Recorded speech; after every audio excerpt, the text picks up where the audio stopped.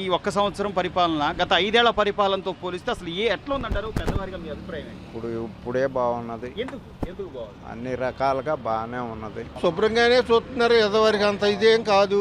ఏదొచ్చినా ఎవరన్నా వెళ్ళినా ఏదైనా ఇప్పుడు శుభ్రంగానే సమాధానం చెప్తాం. కానీ ఏదన్నా కానీ ఈ రోడ్లు పోయేద్దాం. ఇప్పుడు ఆయన కానీ ఉన్నప్పుడు రోడ్ల మీద ఒక చారిటి మట్టి వేసేవాడు ఎవడు ఉండేవాడు కాదు. ఇప్పుడు ఆ రోడ్లు కాబట్టి అవన్నీ చూస్తున్నారు.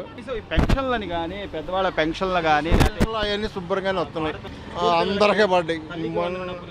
తల్లికి వందం కూడా చాలా మందికి పడ్డాయి. గవర్నమెంట్ వచ్చిన తర్వాత పరిపాలన చాలా బాగుందండి. రైతుకు మటుకి బ్రహ్మాండంగా ఉందండి. ప్రతి 7,200 మేము సీసీ మార్కెట్లో అమ్ముకున్నాం.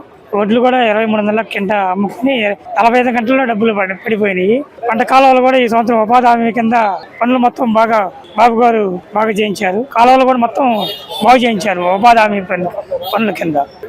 రైతుకి కొంత పెట్టుబడి కూడా తగ్గిపోయిందండి. కాలువలు బాగా చేయించడం వల్ల రైతుకి కొంత భారం తగ్గింది. కాలువలు కూడా వస్తున్నాయి బాగా.